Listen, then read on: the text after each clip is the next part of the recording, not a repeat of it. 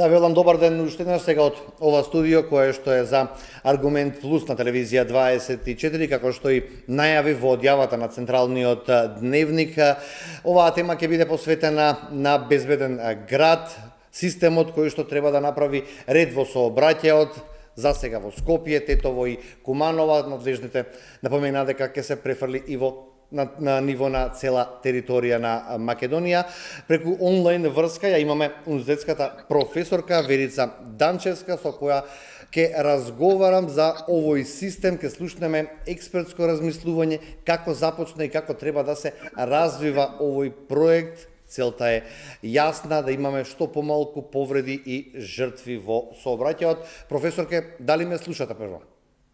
Да, ве слушам. Ви благодарам што ја прифативте мојата покана да разговараме на оваа многу битна и одговорна тема, би рекол. Благодарам и јас. Поздрав до сите гледачи на 24 вести. Ви благодарам за поканата. Прво ќе побарам од вас една генерална оценка. Како вие, како експерт, како професор, која што е во оваа дејност, како гледате вие на целиот овој проект?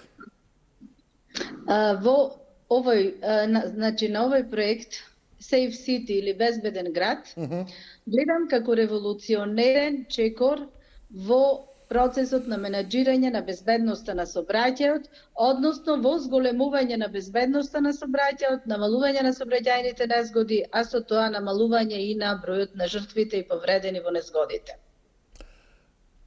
Ова е еден голем национален проект кој што се спрема подолго време, бидејќи е навистина комплексен, меѓутоа неговата примена од први овој месец, значи од 1 февруари, со грејс периодот кој што беше даден од 2 месеци претходно, е значителен чекор, голем чекор кон регулирањето, мониторирањето и зголемувањето на безбедноста на сообраќајот. Најпрво потенциравме во 3 градови, а се надевам дека за скоро ќе биде и на територијата на цела држава. Од својот комодитет, македонските граѓани, па и граѓаните на цел Балкан, еве ова е сега кај нас, лесно не можеме лесно да се откажеме. Имавме ли доволно време на приспособување, на тест период, за веднаш да биде по неколку месеци, да ни биде направен еден ваков третман, да речем, да ползиме по улиците? Вака сега, значи научени да возиме малку покомотно. Сите овие правила и прописи кои што се во Safe City, малку во позаострена форма, се напишани, значи се состојат веќе во Законот за безбедност на сообраќајот на патиштата. Она што ние сме си давале комодитет во движењето на улиците и што тој комодитет во некои случаи се зголемувал и се правеле намерни грешки во сообраќајот, тоа веќе во последно време стана недозволиво. Станавме место каде што немаме сигурност и безбедност во движењето и станавме на патиштата, станавме држава, значи во која што се случија големи катастрофи, големи сообраќајни незгоди, со кои губивме многу луѓе. Бројката од 130, 140, 150 и повеќе луѓе годишно загубење во Република Македонија, значи да ги губат своите животи, е огромна бројка на милион жители, согласно светските скалила и размери, и ова беше крајно време да се преземе еден ваков чекор. Во секој случај поздравувам надлежните органи кои што го имплементираа овој систем, најдоа сили и го имплементираа затоа што представува, повторно ќе кажам, револуционерен проект во безбедноста во сообраќајот. Да не бидам погрешно сватен, не ги оправдувам лудувањето по улиците, поминувањето на црвено светло или возењето во градски средини над 80-90 на час, меѓутоа месец-два ми беше зборот од некои 60-70 каде што возевме по булевари, сега не можеме да возиме или со страв возиме 45. Околу тоа ми беше. Еве и толеранцијата која се даде според вас, дали е доволна? Или е многу повеќе? Јас очекував искрено да биде пониска толеранцијата. Јас мислам дека се, кажав, поостри казните и паричните казни и другите прекршочни казни се зголемени, меѓутоа последниве години мораме да кажеме дека сме сведоци на катастрофални сообраќајни незгоди, на прегазување на пешачки премини, на црвено светло и на многу други колективни незгоди, како што беше Ласкарце, како што беше незгодата во Бугарија и сите тие работи кои што ни се случуваа, значи дека возачите, дел од возачите, не сите возачите почнаа да возат многу невнимателно, правејќи намерни грешки во сообраќајот, сакајќи нешто да докажат. Имајќи во предвид мислата дека секој вози онака како што живее, тоа значи дека ние сме почнале многу бурно да живееме. За исклучок имавме секогаш возачи кои што внимаваа на патиштата, меѓутоа често пати сме сведоци на случувањата дека се пристигнува колона на возила без да се внимава дека од спротивна насока доаѓа друго возило на кого што директно му се загрозува безбедноста и животот, а не направило никаква грешка во сообраќајот. Имајќи предвид дека јас сум и вешто лице од областа на сообраќајот и изработуваме супер вештачење на сообраќајни незгоди, гледаме многу повеќе, ги гледаме значи тие прекршители и други учесници во сообраќајните незгоди, така да мислам дека беше крајно време. Она што е тест период може да се каже дека беше доволно или недоволно, зависно од секој личен аспект, меѓутоа ние сме луѓе и граѓани кои што многу брзо се привикнуваме на некои правила кои што треба да ги почитуваме, посебно ако сме надвор од нашата држава, за разлика од тоа што кај нас не сакавме да ги почитуваме. Сега, кога знаеме дека некој не следи во оваа ситуација, мојот став е дека јас сум комплетно. Велам дека нешто ќе имаме забавен тек во сообраќајот, тука ќе треба да се прават други работи, дека не можеби се беше совршено чисто да се донеси овој систем. Треба да имаме квалитетен јавен градски превоз, со кој што ќе може да преземе дел од патувањата, треба да имаме квалитетни улици, треба да имаме сообраќајна сигнализација добра, хоризонтална, вертикална и слично. Меѓутоа, мораше да се направи рез, затоа што мислам дека ситуацијата во безбедноста во сообраќајот беше алармантна. Дури во последно време се ставаше и други нотации. На кого била наменета и слично. Кој сакал.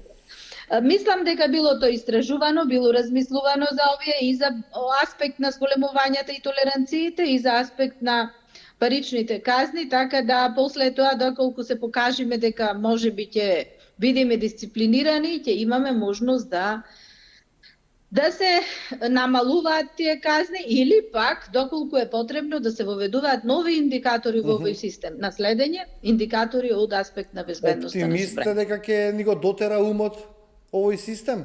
Дека ќе се намалат мислам дека ќе се намалат сообраќајните незгоди, па и жртвите? Јас мислам дека ќе бидат резултатите позитивни и покрај имајќи во предвид со воведување на секоја нова работа дека имаме и позитивни и негативни страни, дека имаме и трошоци и користи. Мислам дека на позитивна страна ќе бидат повеќе позитивните работи, намалувањето на бројот на сообраќајни незгоди, повнимателно возење, не користење на мобилни телефони, не возење под дејство на алкохол и уште многу други причини кои што доведуваат до сообраќајни незгоди. Значително ќе се намалат. Не велам дека сосема ќе исчезнат, дека ќе има повторно, меѓутоа значително ќе се намалат. Зошто Скопје, Тетово и Куманово, кое е вашето мислење? Министерот во едно телевизиско интервју кажа дека овие градови тој лично не ги одбрал. Предходната гарнитура решила да Сейф Сити да почне по овие поголеми центри.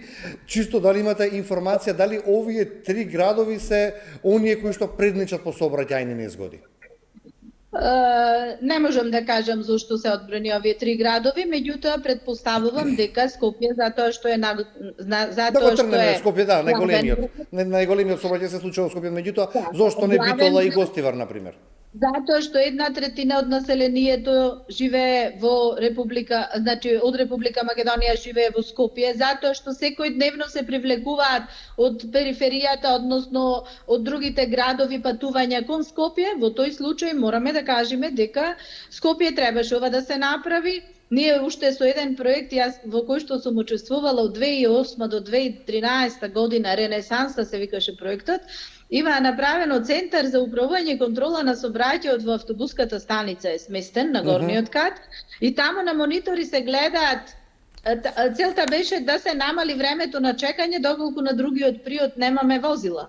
Значи, тие можат вработените да го сменат семафорот од црвено на зелено и обратно, доколку од таа страна да се намали чекањето на семафори. Со тоа да се намали гужвата во сообраќајот. И тогаш јасно се гледа неправилностите што се случува, меѓутоа целта нивна беше за да тие ги регулираат само со сигналните знаци, значи сообраќајните знаци, семафорите. Не беше целта да се казнуваат возачите, имајќи во предвид дека беа дел следени, а не добиваа казни, сето тоа си се возеше и уште се вози. Значи, тоа беше друга намена. Сега овој софтвер имаме друга намена. Никако не би му дала на ова ниту политичка, ниту политичка, ни национална, никаква обележје, затоа нити зошто Скопје, зошто Куманово, зошто не Битола, зошто најмалку ми беше тоа прашањето, не сакав да мешам дали етничка, национална или било какво, чисто ми беше околу безбедноста на сообраќајот и црните точки, тоа ми е и следното прашање што сакав да ве прашам. Многу голем сообраќај има во тие градови, се едни од најголемите општини во Македонија и сметам дека така одлучиле да се стави еве од северниот кон јужниот дел на Македонија. Најверојатно ќе. Така. Веќе властите најавија нели дека низ цела Македонија ќе биде воспоставен овој систем, каде според вас е неопходно во моментов да се наместат камери да биде овој систем овозможен? Каде има најмногу ако после овие 3 центри? Според статистиката, најголем број сообраќајни незгоди се случуваат во урбаните средини и во руралните, значи во населените места. Меѓутоа, ако карактеризираме какви се тие сообраќајни незгоди, односно со какви последици, можеме да кажеме дека истите, со исклучок на случаи, значи, се од помал обем, затоа што брзината на движење често пати е помало. Додека на автопатиштата имаме помалку сообраќајни незгоди, меѓутоа таму последиците се катастрофални, со смртни случаи, со излетување од автопат, со уништување на сообраќајна опрема и слично на патиштата. Така да во секаде на овие делови, значи доколку каде што може е пожелно да се мониторира, односно да се постават камери, затоа што многу брзо кај нас ќе се најдат заобиколни рути каде што ќе нема камери и мислам дека сето ова треба да значи еден почеток во една нова ера на живење. Ако сакаме да видиме правна држава, треба да почитуваме и да поддржиме вакви проекти. Препознавате слабости во системот? Може да се манипулира, да се изигра? Па јас се надевам дека нема тоа да се користи, затоа што сите бараме дигитализација, затоа што сите сакаме да видиме современо општество, затоа што нашиот пат е кон Европска унија. Европска унија, земјите од Европска унија влагаат многу средства, вложуваат и финансираат многу средства во безбедноста на сообраќајот. Тука предничат скандинавските земји, посебно Шведска, која што пред 20 години уште има започнато стратегијата за визија нула загинати во сообраќајни незгоди и те имаат многу голем напредок во таа цел и другите, и Норвешка, и Финска, и Данска, следејќи ги сите на други напори. Зошто го прават сето ова? Затоа што сообраќајните незгоди се многу скап феномен и за богатите општества. Затоа што истите се со многу последици, со отсуство од работа, со повредени, со смртни случаи, со судски трошоци, адвокатски, значи цел систем се вклучува во нив со цел да се направи, за да се покаже кој е значи виновен во сообраќајната. Тоа е целта што тие ги намалуваат, ги заштитуваат луѓето. Најдобри резултати покажува едукацијата од мали нозе. Меѓутоа, за жал, кај нас сообраќајното образование веќе е многу малку застапено воопшто техничкото образование во основните училишта. Ние како сообраќајни инженери од секогаш сме на ставот дека треба или да биде посебен предмет, затоа што еден од безбедносните причини како некој може, затоа што мобилноста е секојдневна, за одење на училиште, на работа, во купување, на вежбање, на спортски настани, на културни настани, значи еден од основните фактори за преминување од едно место на друго, односно за задоволување на своите потреби и желби. Затоа треба секој тип на учесници во сообраќајот, и возачи, и пешаци, и велосипедисти, моторциклисти. Понатаму имаме сега овие современите возачи на електрични тротинети и слично. Со доаѓањето на секое ново превозно средство, многу е важно да се истото и на некој начин да кажем да се легализира, односно да се утврди каде истите смеат да се движат по сообраќајниците. Да им се направи инфраструктура и на нив. Додавте една студија која што имате направено вие од факултетот од Битола и факултетот од Скопје, каде што велат дека македонските граѓани годишно за сообраќајни незгоди ги чини околу 400 милиони евра трошок. Каде е поопасно ми е прашањето, каде има повеќе жртви, каде има повеќе сообраќајни незгоди, на магистралните, на автопатиштата, населени места, градски или рурални? Кои патишта предничат? Јас мислам дека на автопатиштата, бидејќи се вози со голема брзина, од 120 се зголеми границата на 130 км на час, и секое невнимание може да донеси до катастрофална сообраќајна незгода, затоа што таа брзина од 120-130 км на час е од прилика 40 метри во секунда. Тоа значи дека возилото неконтролирано за една секунда ќе замини некаде 40 метри, што е премногу растојание за многу кратко време.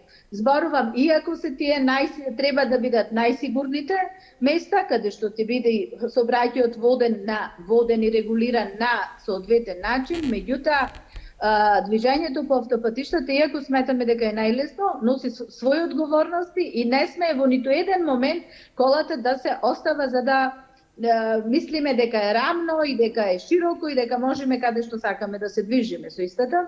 Меѓутоа, таму се случуваат катастрофални сообраќајни незгоди, често пати имаме и некои животни предмети на автопатишта, иако тоа не сме да се дозволува, тие се посебно наменети содржини. Исто ги имаме сообраќајните незгоди за магистралните и регионалните патишта. Движењето и престегнувањето на земјоделска механизација исто е голем проблем на патиштата.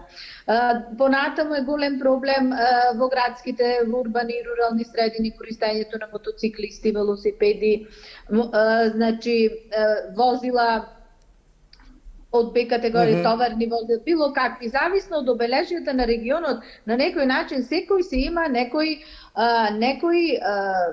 ајде да не речам предмети со кои што можно е да се случуваат сообраќајните незгоди. Никој не сака да чека колона на возила направена, пример, од трактор или од некој камион или од градешна машина и слично, иако таа истата сообраќајница истата сообраќајница е за користење на тие возила. Заради тоа се одвојуваат едни од други. Значително мора да се каже дека и во урбаните средини, каде што имаме зголемен обем на сообраќај, каде што имаме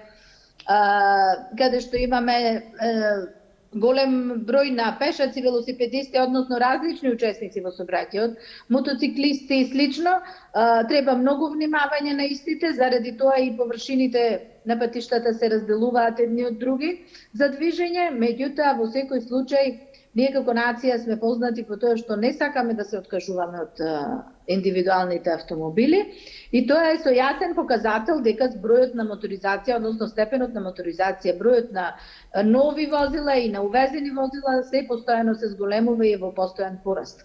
Како ќе ги коментирате протестите кои што беа неколку дена, денеска почнаа да се извинуваат по заканите, се случуваа во Битолскиот регион, каде што граѓани без возачки дозволи, граѓани со нерегистрирани возила со години признаваат дека управувале и функционирале, никој ниту ги застанувал, ниту ги опоменувал, казнувал, вршеле и своја дејност, вршеле и сообраќај, и дури се заканија на полицијата, како што кажав и денеска со видеа, со извинувања до јавноста излегоа. Како ги коментирате тие појави? Ова е многу интересен феномен кој што исплива на површина, а кој што, според ова што се кажуваше, се функционирал во сите овие години наназад. Значи, прво, јас не знам зошто граѓаните на Битола, Прилеп, Ресен, Штип, каде беа протестите, се значи отидоа да протестираат и зошто бидејќи таму во овие градови се уште нема во ниту еден град од овие немаме Safe City систем. На кој начин тие истите ги осетија, да речеме, казните од Safe City системот, тоа е едното прашање. Си сакале да превенираат на некој начин? Да не дојде до тоа? Да, меѓутоа, сообраќајот и транспортот се правно регулирани дејности, значи се знае кој може да се вклучува во сообраќај и под кои услови. И тука мислам дека нема простор ни за разговор, нити за некои отстапки, бидејќи ова што се случува, навистина не враќа премногу назад, а не да се оди напред во оваа ситуација. Не можам да коментирам, тука надлежните ќе си најдат решенија, зошто ова се случувало и се случувало досега и како било организирано и како било, хајде да накажам во наводници, толерирано, не можам да кажам, затоа што се проблеми кои што треба да се ги решат надлежните институции. Така. Ми се појави уште еден податок за во 2 града во Македонија, нема да ги спомнам да не бидам сватен погрешно или тенденциозен. Вели дека за цела година имало 12.000 сообраќајни прекршоци, а со стапувањето на безбеден град, само во првиот и во вториот ден направени се по 500 или 600 прекршоци, не во тие 2 града, во овие 3 други градови кои што се каде што е системот.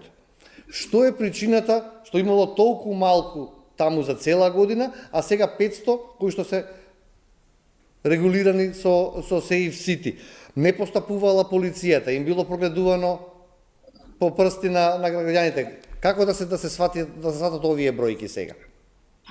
Јас мислам дека треба да се сватат како недоволна контрола, што да кажеме? Еден пресек на кој што, сакале или не, кој полесно, кој потешко, ќе мора да се навикнеме на новите услови и да си ги почитуваме сообраќајните правила и прописи. Ако сакаме да не да бидиме држава сериозна во сите сфери, посебно во областа на безбедноста на сообраќајот, во тој случај сметам дека сите треба да се ги почитуваат правилата. Ова разлика во податоците, кога не функционирал Safe City и сега кога функционира, не можам да кажам зошто било тоа така, меѓутоа сега сваќаме дека некој не следи со камера како ние се движиме во сообраќајот. И тие снимки можат да се искористат и тие снимки ќе му се пуштат на прекршителот кој што направил прекршок. Сите ние кои би направиле прекршок, посебно намерни прекршоци, мора да се санкционираат. И намерни и ненамерни. Во тој случај мислам дека, затоа реков на почеток, револуционерен проект во областа на менаџирањето и во областа на мониторингот на безбедноста на сообраќајот. Може овој систем да не доближи до европските стандарди, до културата на однесување во сообраќајот? Бидејќи кога возиме во странство, возиме на еден друг начин. Мислам дека може да не доближи, затоа што ние сме многу паметни, повторно ќе кажам, кога одиме надвор од границите на Македонија, воопшто не се фрла ѓубре кај што ќе се текни, кај на кого ќе му текни од возило. Воопшто се почитуваат максимално сообраќајните знаци. Претходно се прашува кои опреми треба да се носат во возилото, какви документи ни се потребни и слично. Така да во тој случај мислам дека можеме да се научиме со ова и сите треба да го сватиме како сериозно. Од аспект личен, од аспект како универзитетски професор и како вешто лице од областа на сообраќај, сметам дека ова е многу добро за сите нас. Не велам дека на сите ќе ни се бендиса, не велам дека можеби и сите можеме да бидеме некогаш на другата страна, меѓутоа за државата и за повеќето народ, за да се воспостави ред во сообраќајот и на користењето на автомобили без возачки дозволи, нерегистрирани, не паркирани на соодветно место и поминување на црвено во моментов тие 4 податоци, индикатори ги мери, иако не значи дека не може да се прошири истиот. Сметам дека ова би не доближало нас, тоа е дел од сообраќајната политика, од сообраќајната стратегија која што сега ја ја дотерува при крајна изведба Републичкиот совет за безбедност на сообраќајот. Целта е доближување до земјите на Европската унија и тоа е законско право и обврска при преземањето на правните норми кои што ја регулираат оваа област. Посебен дел од сообраќајната политика е безбедноста во сообраќајот и финансирањето исто така во безбедноста на сообраќајот. Морам да кажам дека за ова се потребни големи финансиски средства, дека се потребни и на полицијата понатаму кадровски и други промени кои што ќе пронесат во кадар, во возила нови, техника секако. Екипираност, техника, сето тоа кошта. Меѓутоа, мислам дека ќе остане за како прва скала кон подобар живот нагоре, иако треба во сите дејности. Гледаме дека процесот на дигитализација скоро секаде навлезе. Редно беше и тука да се стават овие. Да, како што кажавте, македонското општество, народот е поделен, секогаш па се поделивме и по оваа точка, некои се за споро возење, некои не можат се уште да се привикнат на ваквиот начин на управување на возилата и не даваат зелено светло за него. А тука се отвора уште едно прашање. Колку сме подготвени, односно колку ни недостасува алтернативниот вид на сообраќај. Не се само автомобилите. Каде се новите автобуси, каде се железничкиот сообраќај, немаме најави со секои локални избори за трамваи, за метроа и за друг вид на јавен сообраќај. Сега дојде правото време каде што се отвори потребата или да се види недостатокот на вакво нешто. Навистина е дека дојде правото време. Мојата препорака посебно до новите градоначалници и до старите и до новите, значи до актуелните градоначалници на територијата на својата општина да ги регулираат со сообраќајна и вертикална сигнализација сите сообраќајни површини, јавни површини. Зошто ова го кажувам? Затоа што често пати се соочуваме при вештачењата на сообраќајни незгоди, на еден период да имаме сообраќајни знаци, на друг период да немаме. Значи не само поставување, туку и редовно одржување и обновување на сигнализација. Страмота е во 21 век да немаме означени семафори, значи правилни семафори кои се во функција, сообраќајни знаци, пешачки премин необележан и слично. Тоа би било првиот почетен чекор и задача за новите градоначалници. Се надевам дека дел од нив тоа си го имаат завршено, меѓутоа онаму каде што недостасува, бидејќи овој Safe City сега се ќе сними. Така да ништо нема да се натаму да се скрива во сите недостатоци кои што сме ги имале. Другата страна е дека секој според нивните програми за работа потребно е да организира јавен градски превоз кој ќе биде квалитетен. Дали ќе биде тој градски или меѓуградски или превоз по потреба и слично, зависно од големината на општините, да му се обезбеди алтернатива на луѓето да не мора секогаш да патуваат со сопствено возило. Тоа значи дека тоа би требало да биде дел финансирано од општините, во смисла да луѓето имаат доверба во квалитетот и цената на тој јавен градски превоз, па би го оставиле своето возило и би патувале со јавен градски превоз. Јас лично преферирам јавен градски превоз, често пати го користам и меѓуградскиот превоз за Скопје, го користам и градскиот превоз низ Скопје и низ Битола, доколку е потребно, значи доколку ми одговара дестинацијата, иако ние немаме толку многу развиен градски превоз, меѓутоа сега имаме предпријатие кое што ја регулира оваа проблематика и по големите градови скоро сите имаат. Значи, не знаеме како, не можем рано да кажем како ќе се развива таа распределба на патувања, дали ќе се продолжи со индивидуални возила, дали ќе се продолжи со јавен градски превоз каде што го има, дали ќе се користи велосипедизам, мотоциклизам, тротинети електрични, пешачења како различни форми на сообраќај, меѓутоа во секој случај индицијата на сите развиени земји е намалување на возилата индивидуални, посебно на возилата кои што се користат со еден или двајца патници внатре. Так. Значи се обрнува дури и пополнетоста на возилото. Тоа ќе го размислуваат оние кои што ќе добијат забрана за управување со возило од 6 месеци, на кои ќе им биде одземена возачката дозвола, се знае кои се прекршоците за тоа. Професорке, може ли само една препорака како за крај на разговорот од вас за сите учесници во сообраќајот? Да, сите да бидеме позитивни, да мислиме позитивно, да мислиме во секој случај ние како нација се научивме само да бараме своји права. Значи, треба да знаеме дека секое право повлекува обврска во било која дејност, па и во сообраќајната дејност. Значи, нашето право за движење и управување со возила исто представува и обврска да ги почитуваме сообраќајните правила и прописи. И на пешаците имаат своји права каде да поминат, каде да се движат, меѓутоа и обврски како треба да поминат, и велосипедистите, и мотоциклистите, и сите учесници во сообраќајот. Мислам дека со почитување взаемно, сваќам дека на некого ова воопшто не му се допаѓа, сваќам дека има поинакви размислувања, дека ова се изгубени пари, дека ова нема да функционира натаму и слично. Меѓутоа, мислам дека треба да дадеме позитивна енергија и се тоа да го испочитуваме за да можеме да тргнеме затоа напред, затоа што ние, знаете, стигнавме во една фаза каде што согласно големината и вредноста на возилото, така се однесуваат учесниците во сообраќајот на патиштата. Значи, не се однесуваат како сите рамноправни возачи, туку какви возила се возат. Тоа мора да се надмени. Никој нема приоритет над другиот, секој човечки живот е ист, секоја грешка во сообраќајот се плаќа и треба да се знае дека не може да се движиме онака како што сакаме. Со приоритет, недозволен, значи себе си даен и слично. Законот е тој кој што дава приоритет над некого, правила во сообраќајот кој има предност да помини и тоа е тоа. Јасно и едноставно да сватиме дека мораме, па ние кога сме полагале за возачка сме знаеле од каде почнуваме. Така значи, си. Секогаш треба да сватиме дека и на сега новите возачи му е потребно трпение, додека се научат за возачки, да положат за возачки испит.